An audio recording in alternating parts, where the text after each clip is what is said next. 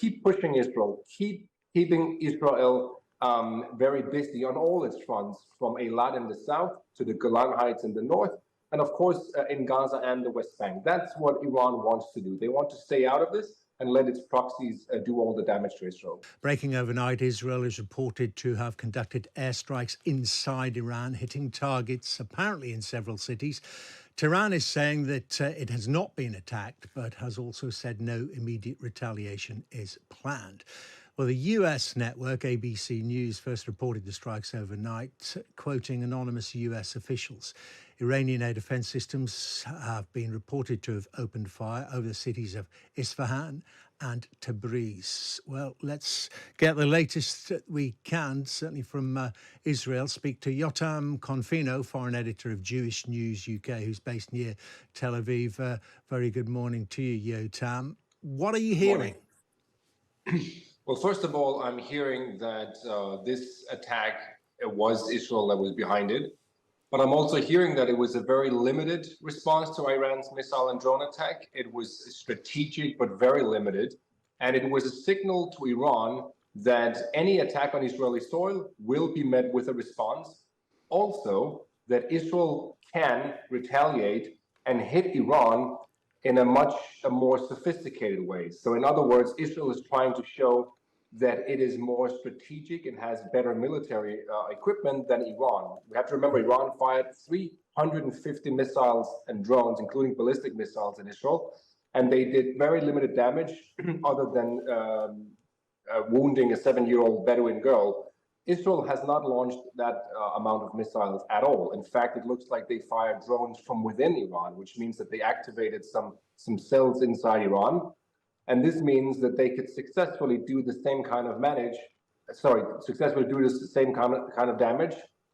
to Iranian military facilities with a much less aggressive strike than what Iran did. So that's what I'm hearing here. On the other hand, you have people already in Israel calling this a lame attack. The National Security Minister, Itamar Ben-Gvir, who's also a member of the Security Cabinet, simply said it was lame. In other words, he wanted Israel to strike much harder. In fact, he said following the Iranian strike that Israel should go berserk.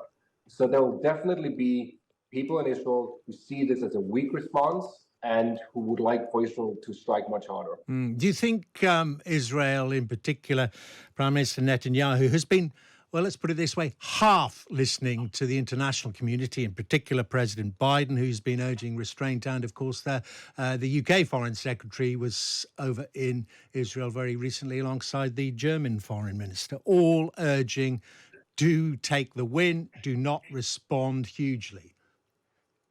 Yeah, there is a misconception about Netanyahu, I have to say. People see Netanyahu as this warmonger because of his harsh rhetoric, but he's not. He's many things, but he's not a warmonger. In fact, he's seen as incredibly indecisive, someone who does not want to, first of all, retaliate when Israel is being attacked. In fact, he called off apparently 2 strikes already in the past 5 days, according to sources. So he is definitely listening to Joe Biden. And this is, of course, contrary to his own statement saying that he can tell the United States no, he can stand up to the United States, he will only do what's best for Israel. But in reality is that Netanyahu listens a lot to the United States. And he has to be given credit for that, because that is the smart thing to do. You don't want to lose the world's superpower and your strongest ally in a situation like this. So it looks like he actually really, this time around, did what was in the best interest for Israel and launching a limited strike on Iran. I suppose the big question, though, now, Jotam, isn't it, what does Iran do? I mean, if the Israeli calculation is that this is a message, as if Iran hadn't already got the message with the number of assassinations and attacks that Israel has carried out on it before. But this is, so therefore, a limited message saying, don't mess with us. Well, that's not the way the Iranians operate, is it? No, it's not. But this gives the Iranians a way out. We have to remember this is all about narratives. Iran can now tell the public, we fired ballistic missiles on Israel, and look what they did in return. They fired a few drones at our military base. No damage was done. This is over. We won, so to say. That's what they're going to do, and that's what they could rightfully also argue. So Israel is giving them a chance to climb down the tree and to say, let's just wrap this up. You're not interested in a war. We're not interested in a war. We can both go to our publics and say that we managed successfully to conclude this incident. And I believe that that's what's going to happen. It would be very reckless of Iran to respond again to this attack, simply because, first of all, nobody was killed or even wounded. And second of all, as Iran said, it was a limited strike and they couldn't really detect any damage. So I believe that they will take this as a win, and hopefully this incident will be over. Well, Iran has other ways, though, doesn't it, of attacking Israel? As you say, if they directly leave each other alone, well, Iran's got all its proxies. I mean, our eyes on Hezbollah to the north.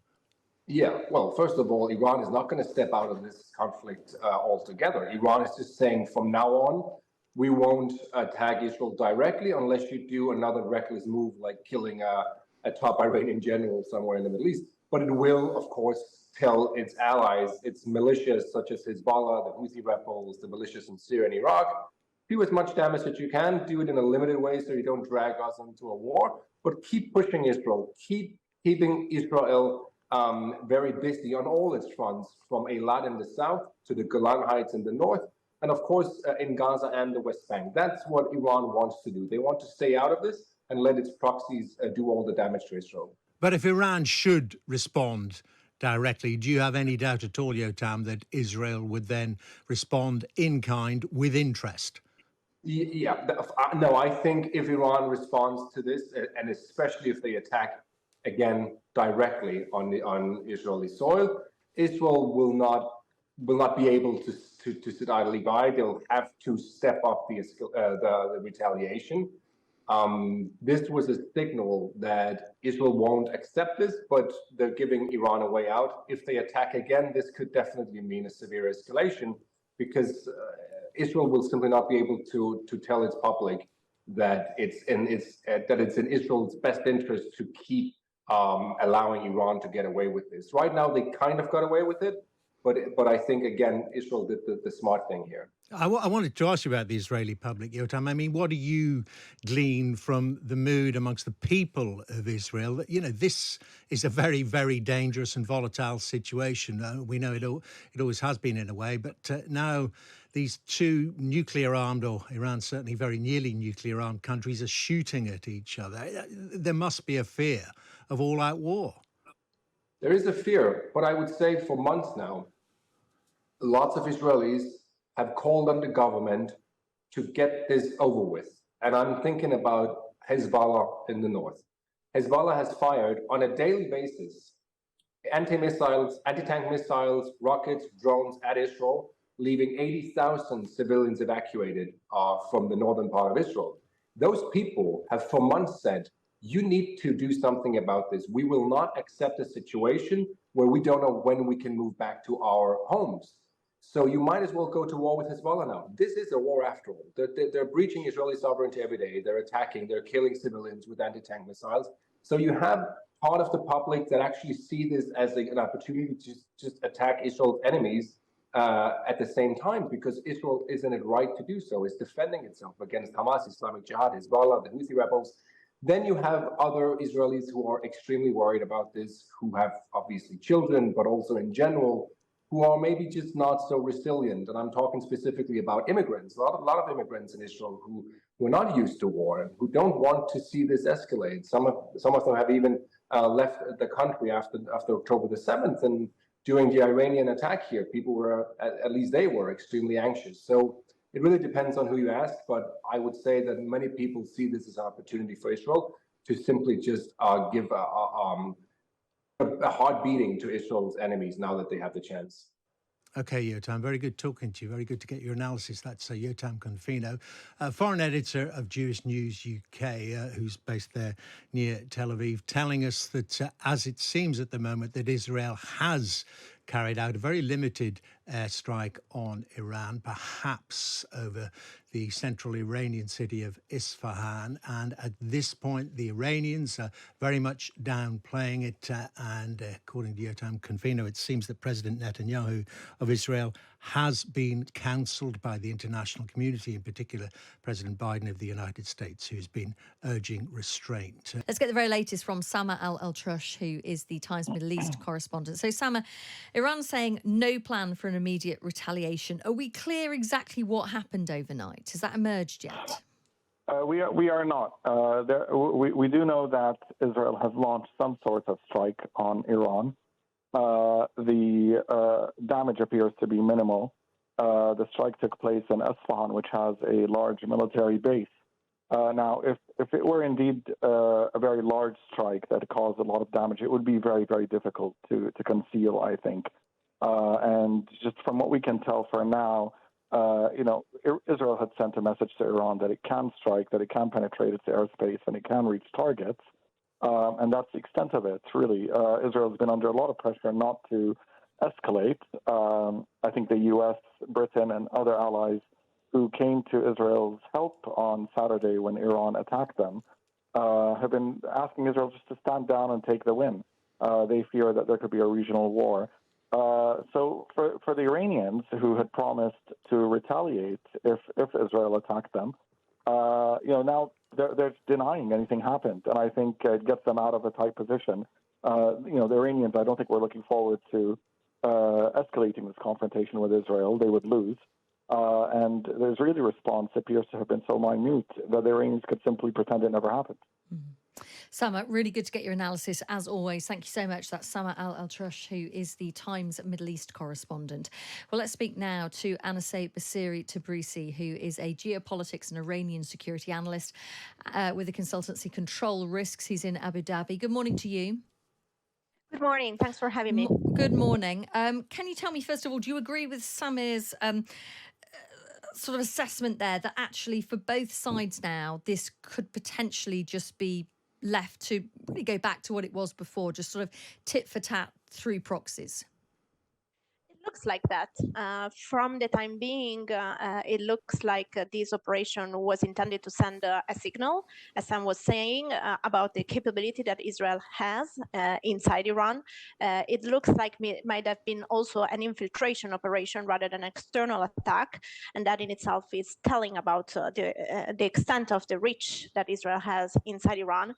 At the same time, if the attack is confirmed to be minimal in terms of damage, and with quadcopters, drones, small drones to this facility in Hezbollah, then I think the message that Israel has been sending is similar to the one that Iran sent on the 13th of April, which is we are capable and ready to attack more significantly. We are not going to do it because we don't want a full escalation and direct war. Just explain to us, you say it looked like an infiltration. Tell us more about that. Well, this type of operation are not the first type of operation that we have seen conducted by Israel inside Iran. There is people who is recruited from inside Iran and that works for Israel, and these people work and conduct operations. We have seen similar cases in the past. So if that is confirmed, that looks like it's more likely to have happened rather than an external attack conducted directly by Israel with the basically invasion of the Iranian airspace. Mm. So you think the chances of escalation are what right now? I think if the attack is confirmed the way that it looks like, I think we are likely to go back to what the tit for tat was like before April 1st. So before Israel allegedly attacked the Iranian consulate in Damascus, killing several senior IRGC commanders. So we are likely to see these tensions remain high. We are in no way seeing a full de-escalation between the two countries. Tensions are going to remain high until until there is definitely some sort of resolution of the Israel-Hamas war. And also we have seen this Israel-Iran tension also being high even before that, obviously has intensified over the past few months.